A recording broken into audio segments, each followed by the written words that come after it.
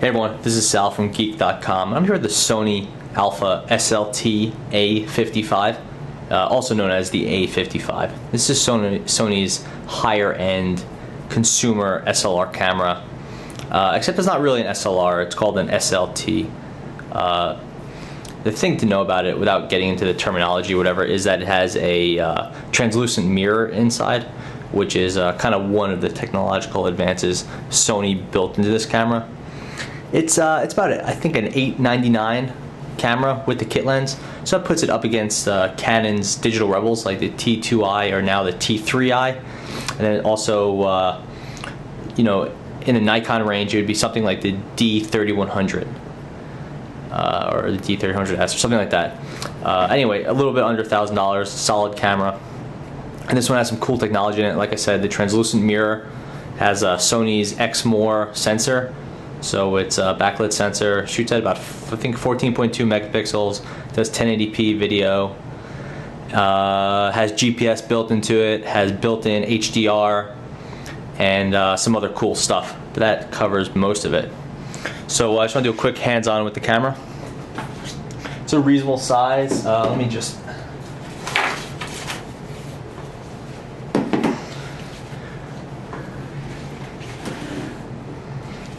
So for size comparison, there you have a Canon.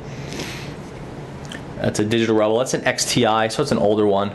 It's kind of my day-to-day shooter. This is with a 60mm lens, so they're it's pretty similar size. This is a big, heavy lens, so it's heavy. It makes the kit heavier, but the bodies are similar sized. This lens is the 18 to 55mm. This is the kit lens that comes with this. It's probably what most people are going to be shooting this with. It's not a great lens, but yeah, it is the kit lens, so nothing more needs to be said. Looking around the camera, you can see pretty standard stuff. There's just the single dial right here, so a 4-finger dial. No dial on the back. There's a 5-way nav here, and then you know, function button, play, garbage bin, dedicated menu movie button up top, which is cool. Different adjustments on, off with the trigger. This is a dynamic range button, so you can quickly get to your different dynamic range modes. So you could put HDR on auto, or you could do enhanced dynamic range optimization, or just shut it all off if you want. It has an EVF, so this button will toggle between looking through the display and the viewfinder, so you could shut off the EVF if you don't want that running. Mode dial is packed with auto and auto plus, a bunch of other stuff. Menu on the sides, see it says GPS. Then we have a remote, mic in, HDMI, USB, autofocus, manual focus, and then autofocus, manual focus for the camera. Here's our release, and again, there's the single mode dial. We can open this up just to kind of look at the translucent mirror inside. It's not really that bad for the mirror to open it up, because of the way this works. It's not like getting an SLR dirty where it's a serious problem. The way the sensor works is if there's a little dust in there, it's not as big of a deal. But again, you don't want to open this in a dust storm or whatever. Anyway, it looks just like an SLR inside, even though it does have that translucent mirror. If you get up close, you could kind of see how you could see through the mirror a bit, but it's hard to show on video.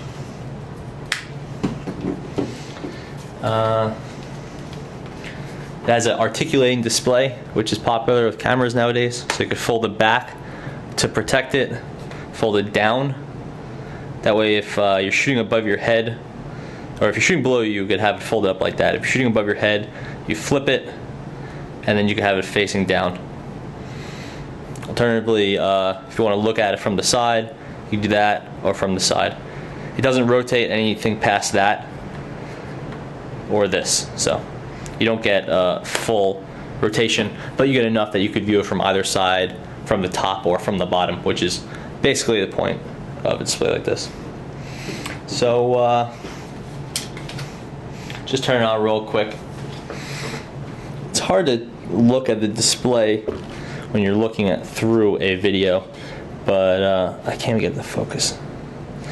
Yeah. Anyway, it has a really nice display. Sony did a nice job here.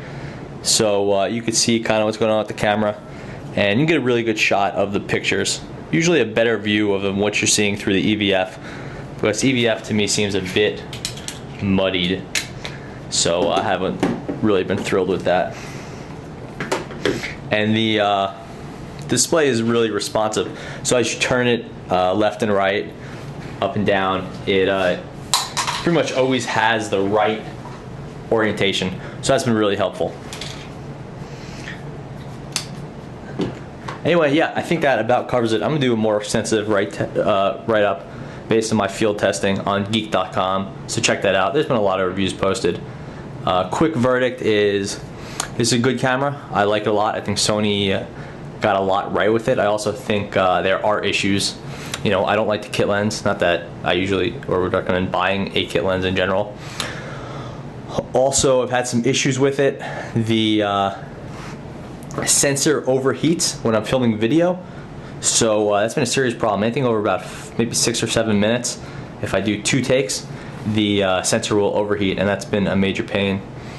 Past that, there's been a lot of good things about it too. Pictures look nice, even though I don't like how they look through the EVF. You know, quick on, off time, really good continuous shooting mode. It's really quick there. 1080p video, and the video looks great.